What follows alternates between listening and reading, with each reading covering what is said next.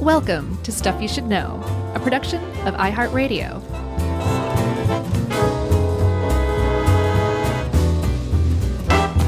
Hey, and welcome to the podcast. I'm Josh, and there's Chuck. Jerry's here too, and we're just sitting around cutting the insides of our mouths up here on Stuff You Should Know. Yeah, the history of orthodonture, which if I had been using my brain, I would have paired this with the history of dentistry. Because that's, kind of makes sense. Sure. I feel like we would have seen a real decline in listenership that week, but You think so? No, I'm just kidding. Just being a punk. I remember our dentistry one was amazing. Well, and I think people are interested in their bodies. Especially when you say it like that. Yeah, and then teeth and stuff, because we all have teeth.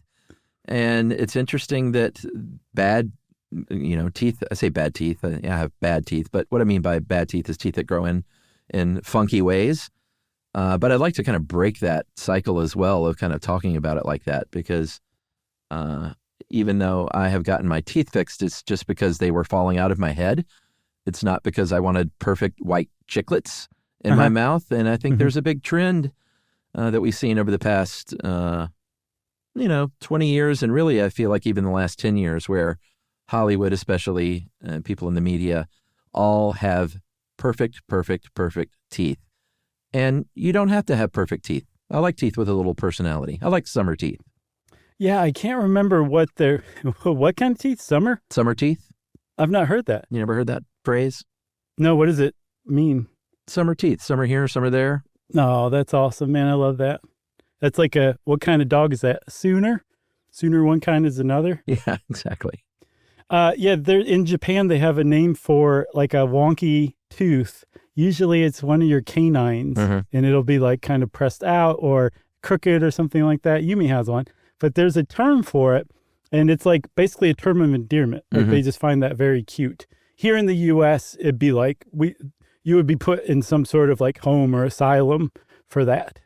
Yeah. I mean, you get, as an actor, you get news articles written about you when you don't get your thing fixed. That's how commonplace it is to just, the expectation to look perfect. Right. And that's a big criticism of the entire field of orthodontics is, they might not be the ones out there like, pumping the media up like, keep talking about how great teeth are supposed to be. But they're the ones who are there like, hey, come on over. We're going to fix you up. Tough to blame them for that. But the criticism goes even further because the field of orthodontics is like, forget about all that. We're actually helping cure health issues. Right. And critics of the field are like, it's not even established that there are health issues from having wonky teeth. So you guys should probably stop saying all that. And the field of orthodontics said, no. Yeah, I mean, for sure, there can be health issues. We're not saying that's not possible, but I feel like it's almost a given now, especially now that I have a human child, that you absolutely get braces. That's just what happens. You go to the dentist around 6 or 7 years old. They say, all right, you need to go see your orthodontist now. I did not know that. That was not the way it was when we were young. No, I mean, I had braces twice. Did you? Yeah. But, I never did. I've got bad bite. I have a host of problems. But yeah, let's dive into it because this is not a new thing. People have always had wonky teeth. And the reason why is because we have the same amount of teeth in our head that we did when we were still, walking on all fours. And we began to walk upright and the size of our brain changed. And that meant the size of our jaw got smaller to make room for our bigger brain. Right. But it's not like they were like, all right, whoever decides this, the panel. God. It's not like the God panel said, all right, let's take out 5 or 6 teeth because we don't have room for them now. There were the same amount of teeth with less space to put them, and that's why they started coming in all crazy ways. Yeah, just give it another 100,000 years, Chuck. It'll work itself out. Exactly. Even more recent than that, the teeth or orthodontics was probably not an issue for hunter-gatherers because the diet they had was much more challenging to their teeth and jaw, the bone that held their teeth in place because of the chewing they had to do. Well, since we picked up agriculture, and especially since the Industrial Revolution, where we started mass processing food, everything's gotten much softer. Mm-hmm. So we're challenging the bone in our jaw less. Therefore, our teeth are more prone to go wonky rather than coming in straight. Yeah, and less bone is happening there. So, I mean, that's the history of my teeth is bone loss and lack of bone. Hey, man, I just got 2 root canals. Ugh. I was in the chair for 2, and the dentist was like, you could go either way on the one. It just got a lot of cold sensitivity, and I was like, oh, I'll just get one. Spent the next couple of days like realizing how bad the cold sensitivity on the other one was. Mm-hmm. The following week, I got the other one done. Yeah. So 2 Fridays in a row, Oh, God. I went to the endodontist and got root canals. How about that? Yeah, I've never had a root canal. Weirdly, that's the one thing I haven't had. They're not fun, but they're not fun. Yeah. So early on, in ancient times, people started to kind of look at this issue. In fact, Hippocrates even wrote of crowded teeth potentially producing headaches and problems with the palate and stuff like that, discharge from the ear, which is super gross. Mm-hmm. And there have been mummies, like Egyptian mummies, that look like they may have had some kind of braces, like they had these gold bands around some of their teeth, and they were connected with catgut, and it appeared as if they were, being kind of used like braces to pull the teeth in one direction or the other. Yep. Which is, pretty interesting. Again, this is post-agriculture, so don't email us. Yeah. And also there's good band and album name in there. Hippocrates and the Egyptian Mummies. Right. And the album is Discharge from the Ear. Oh, God. Okay. Just waiting for us, Joe. Yeah, good one. There was another couple people from the ancient world. Celsus, who was a Roman writer, he talked about how if you were worried about adult teeth coming in, you pluck the baby tooth out and then press it with your finger every day. Yeah. And it turned out that was a pretty good idea because that was adopted later on in orthodontia when it really became a thing. And even Pliny got in on it. Remember how much he used to visit us in our podcast? Yeah, I feel like Pliny used to be a firm entrant into the stuff you should know drinking game. Yeah, well, he moved on to the Doughboys. Oh, okay. But he said that if you don't like the alignment of your teeth, just file them. Yeah, which is still a thing. It is. That's another, I think, thing that I'm like, wait, really? You guys are still doing this? And it's true. Like a lot of the inventions and techniques and ideas that came along from the very beginning of orthodonture I guess they got them right out of the gate because they're still doing them today. Yeah, for sure. I've had my teeth ground down in a lot of ways to keep the bite from pressing on other teeth to make them, keep them from becoming weakened. It's still a thing. How is that? What, to get them filed? Mm-hmm. Does it hurt? Is it freaky? Oh, no. It doesn't hurt at all. Okay. It's just that. Yeah. And then you smell the smoke and, that part's terrible. all horrific, but there's no pain involved because they're not hitting nerves or anything. Okay. Yeah. Now imagine doing that through the middle interior of the tooth to scrape out the root to the nerve. That's a root canal. Oh, man. I'm so sorry. It's all right. So I guess really the first person, Pliny the Elder makes a pretty good case, but not really. It wasn't until the very beginning of the 18th century that a Frenchman, the French would actually really have a lot to do with establishing orthodonture. His name was Pierre Fauchard. And he basically said, check this out, everybody. I'm going to work on wonky teeth. I'm going to make my name for that. Yeah, for sure. And as it is today, children and young adults were kind of the likeliest candidates for that. Mm-hmm. And he designed the very first appliances for moving teeth around. The first thing he would do is measure the length of the teeth and file them down. If they were, if he had one that was exceptionally longer than its little buddy next to it, he would file it down, then do so on the other side to kind of balance things out. That's called bite adjustment. Like I said, they still do those, including on me. Mm-hmm. That's an occlusal, equilibration.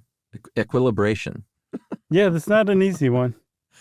And again, that's sometimes I guess it's to help out the aesthetic, but in my case, and in most cases, it's to keep teeth from grinding against another tooth in a way that causes harm. Yeah. I've realized that as an adult, my bite is way over to I guess the bottom is, the bottom's to the right and the Crossbite top is to the left. Is that what it's called? I think so. Oh my man, I got a terrible crossbite.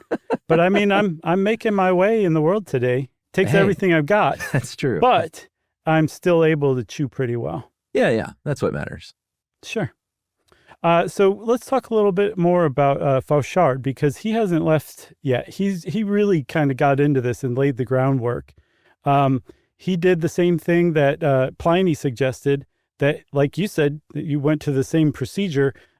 He called it interproximal stripping, which is essentially just filing down teeth to make more space between them. Yeah, like if it's crooked, give it a little more space and maybe it'll be able to straighten itself out. Yeah, or like you can file it down for the space and then you apply some sort of appliance to it to straighten that tooth too, but you got to make the space first. He came up with that. Yeah, or what he did was push on the teeth, just like Celsus suggested. Mm-hmm. Like every day, and this makes sense. It's essentially what rubber bands and braces do. Just you're applying pressure to your teeth at a regular interval, like so many times a day. And the idea is that they will move. Right.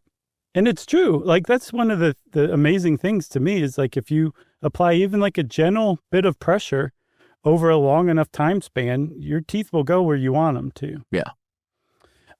So one of the other reasons why Fauchard is remembered is because he essentially came up with the idea for braces. He basically used a waxed piece of silk or a wire or something, and he would wrap a tooth that's, say, crooked to the neighbor next to it, and that would apply pressure to straighten out the crooked tooth. I'm sure in the worst case scenario, it would make the other tooth crooked in the bargain, so you really had to keep an eye on it. Yeah. And sometimes he would use a plate, too, to connect a crooked tooth to one that you wanted to use as pressure, or maybe a couple of them to use as pressure to straighten it out. And this eventually was like, this is the basis of what braces do for your teeth. This guy was inventing it in the early 1700s. Yeah, he also used a specific torture device called a pelican. It had been around before, I think since at least the 14th century. It was used for pulling teeth, but he kind of rejiggered it and redesigned it to where it was basically a forceps that could pull a tooth, like not out of your body, but in a certain direction. And if it sounds like awful and could lead to bad things, it very much could, because at least once on record, he fractured a tooth of a young woman that he was working on. And I imagine that was extremely unpleasant. I can't believe there's just the one that people mention, you know? I mean, that's the one on record. I'm sure it happened more than that, you know? Yeah. The girl was quoted as saying, "Yow." Yeah, exactly. He also was smart enough to know that you could get infections from some of these techniques and procedures he was performing. So he recommended a mouthwash of wine and a specific kind of honey with some rose essence to it. Yeah. This guy just, he just laid it down. And what's interesting is he was doing this in the early 1700s. And it wasn't really until the mid 19th century that it really started to become picked up again. And one reason why is because we viewed teeth much differently, at least in the West, than we do today. Like you were saying, thanks to Hollywood and magazines and all that, you want to show off your teeth and they're going to be perfect. Mm-hmm. Back then, you did not show off your teeth. It was grossly impolite to let anyone see your teeth. Go back and look at any portrait from the 18th century. I will pay you $1.50 if you find one single portrait of a gentry or aristocrat, man or woman, who's showing their teeth in a painting. You can't find it because that was really rude and déclassé. Yeah. I mean, almost any painting you think about, like it didn't occur to me until I, did this research. And you go to any museum and if you see teeth, it's probably to depict someone who is unhinged, or like a prisoner escaping from prison, or someone in a pirate. A pirate or an asylum or something like that. And the teeth are all, jacked up looking. Other than that, you don't see teeth in paintings. You don't? $1.50, everybody. Yeah. But just to one of you, not all of you. Oh, man. We're going to get some, it's going to start rolling in, buddy. JPEGs coming at you with toothy paintings. Should we take a break? Yeah, we should take a break. All right, we'll take a break, and we're going to jump forward into the 1800s after this.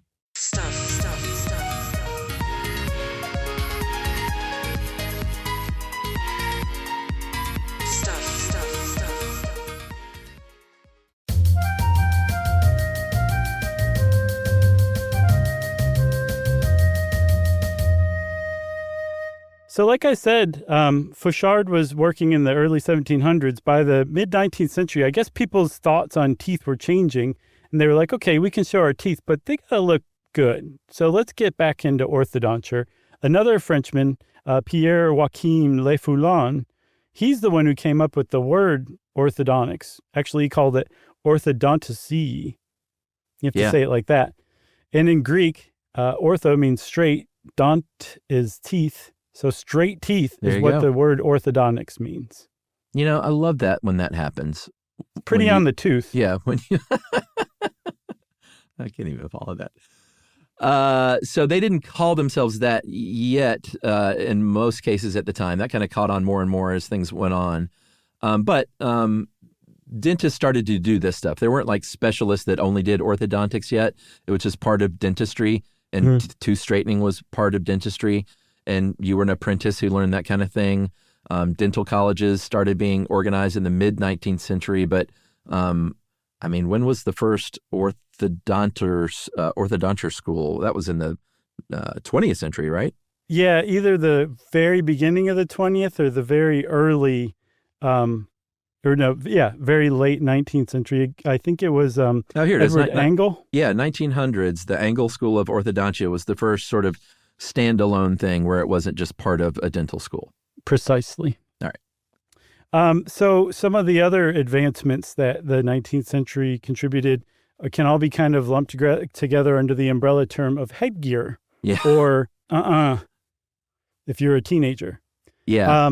Which is you're using your skull and the substance of your skull as a oh man, I wish I knew classical physics terms a little better, but an anchor? Essentially, sure, yes. An anchor, a counterbalance. How about that? Okay. To provide the pressure needed to pull, say, like your jaw back. Yeah. There's something called the chin cup that you can use. I've actually seen modern pictures of it, still in use in some cases, to where there's the cup for your chin, there's straps that go back to the back of your head and around it. And it's meant to just slowly over time pull your lower jaw back toward the rest of your head. Yeah. And it can correct an underbite. And that's as far back as I think 1802. Yeah. I love that idea though. They were like, oh, we need some kind of we need some leverage to pull this jaw back. And we can't just have a kid stand by a wall and attach them to a wall. And somebody's like, well, what about their skull? Yeah. It's right there. Somebody went, bam. They don't use headgear as much anymore. Like you said, it still can be used, but not like it was used in the 80s. Luckily, I never had to go through the headgear trauma, but it was quite dramatic when you showed up to school having to wear one of those. Yeah, remember Farmer Ted from 16 Candles? He had to wear one. Farmer Ted. And I think, oh no, Joan Cusack had the neck brace. Yes. Yeah, okay. I thought that too, but no, it was neck brace. There's a couple other people we need to mention. Another French dentist, Christophe Francois Delabarre. He created the wire crib, which was, I think we said Fauchard was the one who really kind of started the idea of braces. There's a distinct progression, a linear progression from Fauchard onward. And Delabarre came up with the wire crib, which is essentially exactly what it sounds like. Like you take a piece of chicken wire, and fold it over like the teeth in question, tighten it up the way you want it, and there's your wire crib. It's not exactly like the braces of today, but the outline, the contours are there in it for sure. Yeah. It started to become in the 19th, I guess the second half of the 19th century, a little more scientific, and they started to kind of put a little more rigor into figuring out how to do this the right way. A guy named Norman Kingsley from New York City was a very early, very popular orthodontist. He had a treatment for cleft palates that was very popular and wrote a very influential guide called A Treatise on Oral Deformities in 1880. And this is something that you mentioned early on that we'll kind of keep talking about a little bit here and there, is that he was an artist, and he was very interested in facial symmetry and aesthetics. So he was, if not the first, one of the sort of early leading guys that was like, we want you to look good, and it may not just be about like your bite health. Right. Exactly. Yeah. Exactly. He was also supposed to be really nice. He had a compliment for everyone he met. Oh, that's nice. So I just made that up, but I want to believe it about it. So there's some other stuff that kind of came along. Little by little, they were like, oh, okay, well, let's tackle this. One thing that you can be born with is a narrow maxillary arch. That is the jawline on the top of your mouth. Mm-hmm. The row of your row of top teeth are connected to your maxillary arch. Yeah. How about that? The roof of your mouth. Yeah. The lower set of teeth is connected to the mandibular arch. Either way, you can be born with one or both of them narrowed. So they figured out you can put essentially an appliance, a stick in between them, and adjust it slowly but surely over time and press your jaw apart. Yeah, I mean, that is still a thing. My daughter has that. It's called an expander. Mm-hmm. I guess it was called that back then too. But and like her two friends that had braces both had it too. So I think that may be way more regular now. I don't know anyone from our days in high school that had something like that.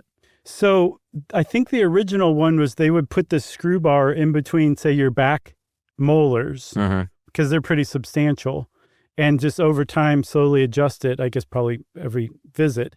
And that would press the whole arch apart. Is that essentially what they're doing still today? Yeah. It's like a wire cage that lives on the roof of your mouth. It's attached to those rear molars. Mm-hmm. And you go in there and they crank it out and make more room. And it really works because the space between her front two teeth got comically large.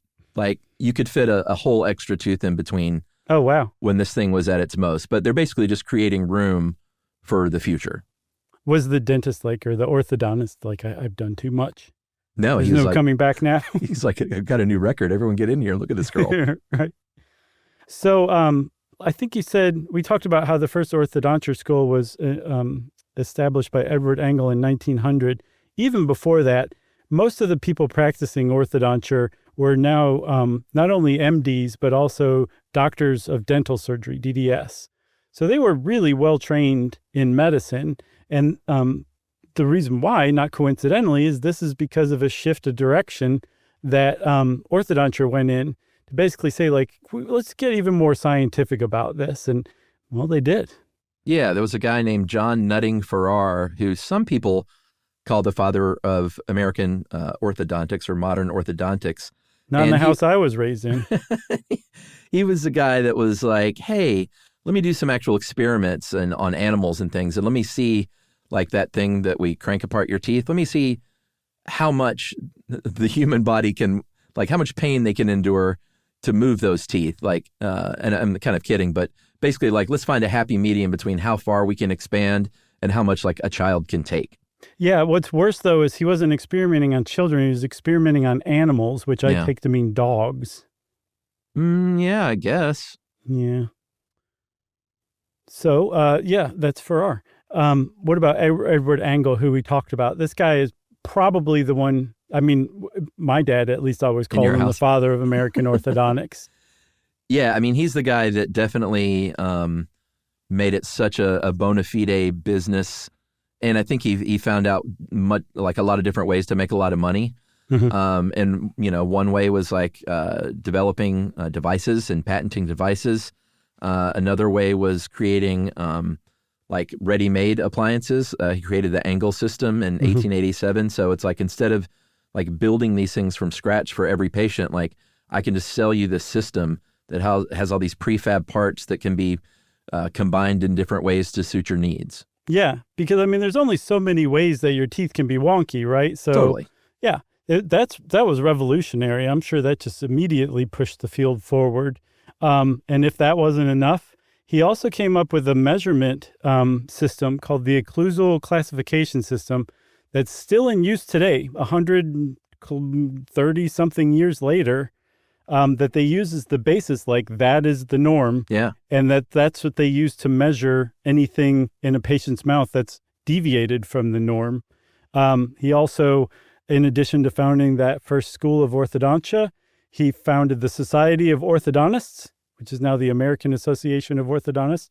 He founded the first orthodontic journal, which is known today as Tooth Fancy. Oh, man. What a nightmare magazine for me. It would be awful. Somebody you can punk me and give me a subscription to Tooth Fancy. All right. So this guy had so many income streams. He was, clearly a great orthodontist and dentist, but also a seemingly pretty savvy business guy. Yeah, for sure. But yeah, he was revered. I'm sure he's still revered in the halls of orthodonture. Certain halls. There's another. This apparently is a debate that still rages today. At some point, somebody said, hey, we usually try to step in earlier in development, to work on younger kids, I think is the way they put it. But sometimes adults need help too. So a lot of us are just pulling teeth, maybe to make space or whatever. Should we be doing that? And some people said yes, some people said no. And a rift was formed that, again, still exists today in the orthodontic field. Yeah, a rift so wide, it was like the gap between my daughter's teeth at maximum expansion. It's a record. Should we take another break? Yeah. All right, we'll come back and finish up on braces right after this. Stuff.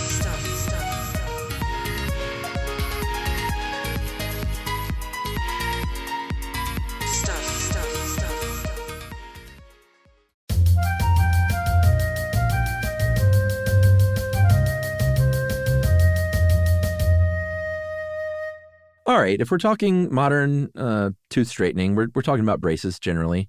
I guess they still have retainers and stuff, but I feel like I see less and less of that, and it's more just sort of straight into braces. Mm-hmm. I feel like when we were kids, it was like, yeah, we can probably fix this with a retainer. I thought the retainer was like post braces. That was my experience. I think that can be true too. Okay. But I'm pretty, like, my brother got a retainer and not braces. Of course. Yeah. I'm sure his retainer somehow made him money too accidentally. Oh, man. God bless him. So a lot of people had kind of chipped in to come up with things were basically like braces. One guy that was pretty key was named Dr. Raymond Begg. His nickname was Tick. Do you know why? I didn't find out why. I could not find, other than that he was Australian. That's the best I can come up with. All right.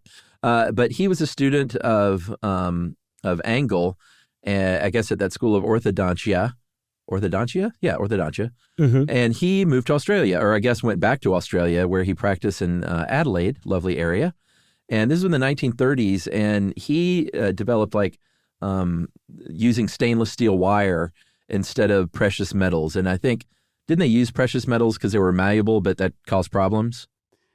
Yeah, well, they're very expensive. And gold, you can't make a crown out of gold because eventually it'll mash. But they were prized because they don't react with other stuff. Like you can eat all the Cheetos you want, and your gold's not going to rust. It's not poisonous like mercury, which apparently they still use in fillings in some places. Oh, okay. Yeah. But they're expensive. So people came up with alloys now today, although sometimes you still will see gold or platinum or silver alloy, sometimes fused with ceramic for implants and stuff. Yeah, well, the stainless steel, that's still, that came about in 1956 here in the States. Mm-hmm. And braces became, really more popular over that time, kind of starting in the 50s, but really in the 70s and 80s. I think an estimate from the AAO found the number of Americans who wear braces doubled between 82 and 2008. Yeah. And, they've evolved over the years. They had, I was not one of the first, but it was pretty early on. My second set of braces were ceramic, the clear braces. Those are which nice. Was a little bit better, but it was not, you still had brace face, just a little less obvious. It's not like, you couldn't tell or anything like that. No. Whereas my first braces it was early enough where they were the wraparound, like an entire silver band around each tooth. Mm-hmm. It wasn't glued on. Yeah. Right. One thing, though, about that huge increase, the doubling of people with braces between 82 and 2008, I was like, that doesn't track with my experience. For me, it was the 80s where everybody's wearing braces. And then I realized that's because I knew the most people wearing braces in the 80s because that's when I was in elementary and middle school. Oh, well, yeah, sure. Yeah. It was just a kind of bias I thought was great. Proximity bias? I looked and I could not figure out which one it was. Maybe the frequency illusion is the best I could come up with. That makes sense. Is proximity bias even a thing? Did I make that up? If it's not, it should be because it's got a great name. It really has legs. They also have braces that go in the back of your teeth. One of my good friends had those, and those, can't be used in all cases, but that's the ones where you really score as a teenager. For sure. And then I guess those aren't invisible aligners. Those are just rear braces, right? Yeah. Party in the rear. Well, before we get onto invisible aligners, which also created quite a rift in orthodontics, there's something that I guess it's the new standard maybe today called self-ligating braces. So with traditional braces, you have that wire that's been around since Fauchard. You have the brackets that actually attach to your teeth. And then you have little tiny rubber bands that attach the brackets to the wire, right? With self-ligating braces, there's just the wire and the brackets. And apparently it makes it way easier to clean. It makes it way easier to adjust when you switch out the wire for a thicker wire over time, because there's a little snap in the bracket that holds that wire in place. And they just look like the future to me. Yeah. You can also get colored braces now too, which is a big thing if you get them young, like my daughter. She has purple braces. Oh, that's cool. Loud and proud. I guess now on to invisible aligners, because this was kind of a big deal. Two Caltech, they might have been students at the time, Zia Chishti and Kelsey Worth invented them all the way back in 1997. And within just 3 years, we had Invisalign on the market. Yeah, my brother used these for a while too, and this is something that it's to avoid going to the orthodontist, I guess, and paying like a lot of money for permanent, or not permanent, but, temporarily glued on braces. This is something that you can, it fits over your teeth and you can take them on and off. Sure. Any involvement in this industry, it's been pushed so far outside of traditional orthodontics that any orthodontist who is a critic of orthodonture, and it's like questionable scientific basis, the orthodontic community will use their involvement with this industry to discredit them. That's how reviled it is among mainstream orthodontics. Now, is that because they genuinely think it's no good, or it's genuinely no good for their practice? No good for their practice, because it's not so much the invisible aligners, it's the fact that you can order them yourself online and they're just totally cut out of the loop. So it's specifically the online ordering version that they have such an aversion to. I'm surprised they didn't think of a way to get a piece of that business. It happened while they were sleeping. Yeah, and I need to ask my brother how well they worked for him, because I know he wore them for a little while. I think they work if you have just slight adjustments you need to make, but if you have like a really like a big deal in the wonky department, then you should go with braces. One other big check in the favor of braces over invisible aligners, you can adjust the braces throughout the treatment. So I need a little more pressure here, a little less here. You can't do that with invisible aligners. Once you send them the mold of your mouth, they send you the braces back, and that's that. I think you get multiple ones, but it's much less precise over time as braces. All right. Livia found this, and I didn't know this is a thing, but apparently she found that there is some anecdotal evidence, at least, of young people wanting braces as a fashion statement, like a decorative fashion brace that you can get online. Yeah. I saw some article written by some square that said non-prescription glasses and fashion braces are the big things right now. Wow. Man, oh man. I mean, I wore, very famously wore fake glasses to seem smarter when I was younger. Mm-hmm. But you couldn't have caught me dead with fake braces. No, it doesn't make any sense. And I also kind of suspect it might be an urban legend. I do too. One thing that doesn't seem to be an urban legend that I saw, though, was Gap bands. Apparently, people have learned this kind of, but with an S on the end of band. Oh, okay. Where you use like a kind of like a really strong rubber band. You put it on the tooth you want to straighten out, and then connect the other one to a straight tooth to use it as leverage. Yeah. And apparently it works really fast. Again, the orthodontia community is like, don't do those. There supposedly was some 8-year-old boy in Greece who had done this himself, but the rubber band went up into his gums.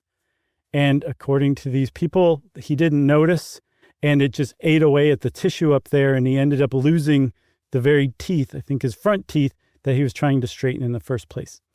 That too sounds a bit like an urban legend, but I saw it in enough places that I wonder if it might be based on some sort of legitimate story somewhere.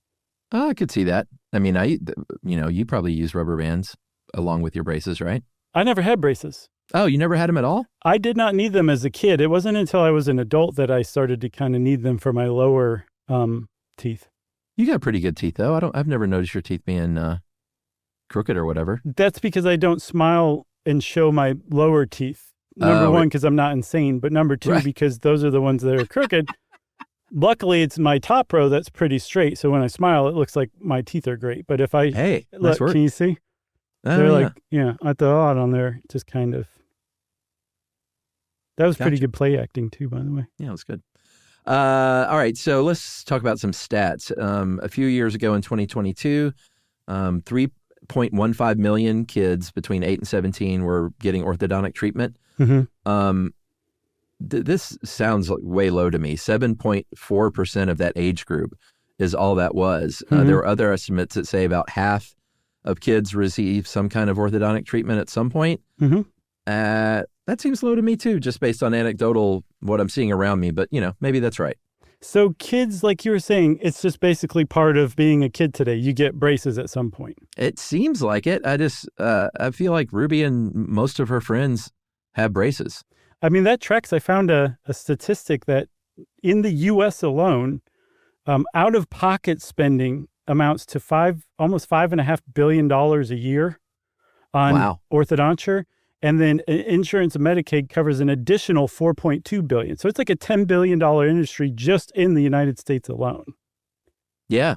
I mean, and, kind of going back as we'll finish up here to the beginning of like, is this a medical issue or is it just to create kids without self-esteem problems because they're maybe have crooked teeth? And certainly the rise of Hollywood and it used to say something sort of about class. I think it still can, unfortunately. And, with movies and advertisements and TV and stuff like that, YouTube, social media, straight teeth is the thing. And, starting in the post-war era, like especially with young girls, they were saying, hey, you got low self-esteem. It's probably because of your teeth.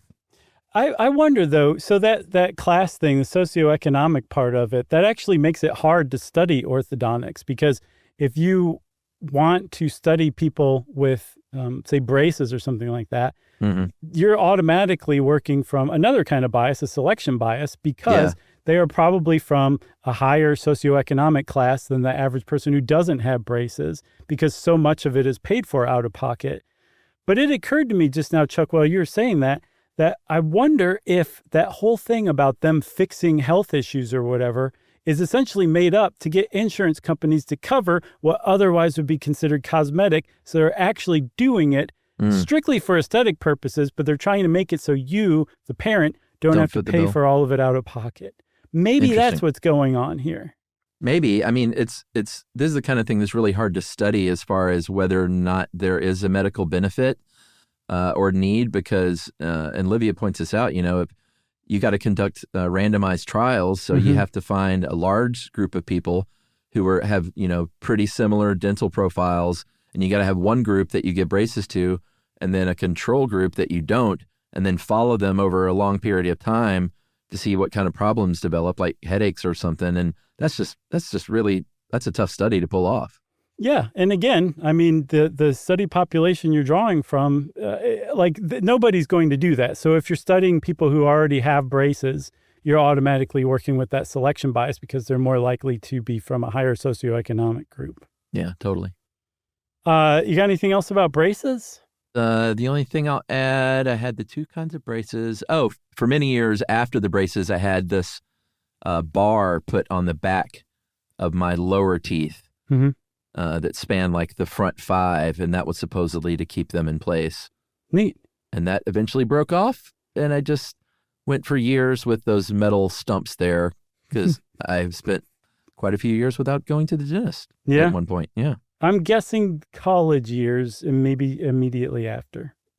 Bing, bing, bing. That's how it goes, man. Let's see. Well, you don't have anything else about braces? No. I don't either. Thanks to all the orthodontists out there for listening.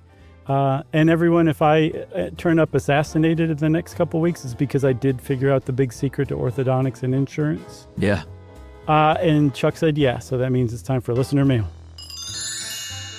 You're going to wake up and Steve Martin's going to be over you with a dental drill. Oh, God. By the way, highly, highly, highly recommend the 2-part documentary on Steve Martin. Okay. It is great. I didn't even know it was out. Yeah, it's been out for a little bit. It's really, really good. And it kind of makes me realize I've always been a Steve Martin fan, but it really knocks home what a treasure he is as a human. I bet. Yeah, it's fun. And I just recently rewatched Three Amigos, showed Ruby for the first time, which she thought was very fun. I've never seen that one. Oh, really? Yeah. That seems like it would have been one on your list. I don't, well, actually, I do know why. Why? Because Chevy Chase. Oh, you don't like Chevy Chase. Of course. He's the least funny part of the movie. You need to watch it for Martin Short and Steve Martin. I'll do my best. I'd rather watch Only Murders in the Building. No, I'm with you. Okay. All right. Hey, guys, what is this about? This is kind of about medical school, so it fits. I've been listening for nearly a decade, was very excited to have an occasion to write in. During the episode on cigarettes, you mentioned an early physician who observed nasal swellings and excrescences in immoderate users of snuff, and Josh interprets this as pussy lumps in their noses. I recently graduated from medical school, and it's a rite of passage for medical students to describe a wound with pus as pussy, only to realize this word appears rather crass when written out.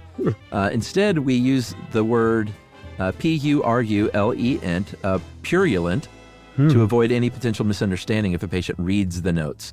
Obviously, it's a little different in a podcast setting, which I doubt listeners are often reading an episode transcript. Oh, yeah, we'll have to go look that up. I figured this little nugget of knowledge might be helpful. I'm sure you hear this every day, but I want to say thanks for all the great work you do. Stuff You Should Know has been a constant source of joy for me as I've navigated college, med school, marriage, fatherhood, and now residency, training, and pathology.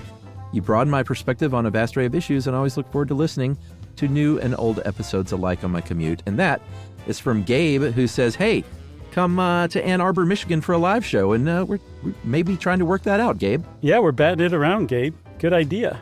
Yeah, and I tell you what, Gabe, if we come to Ann Arbor, write us back from that very same thread, and you and your friends and family or whatever, not like 20 people, but you can get on the guest list. Yeah, good idea, Chuck. That's a foolproof plan. There's no possible way for identity theft. That's right. And congratulations, Gabe, on all of your academic and medical success. And thanks for listening to us that entire time. And if you want to be like Gabe and send us a cool email, you can do that too. Send it off to stuffpodcast@iheartradio.com. Stuff You Should Know is a production of iHeartRadio. For more podcasts from iHeartRadio, visit the iHeartRadio app, Apple Podcasts, or wherever you listen to your favorite shows.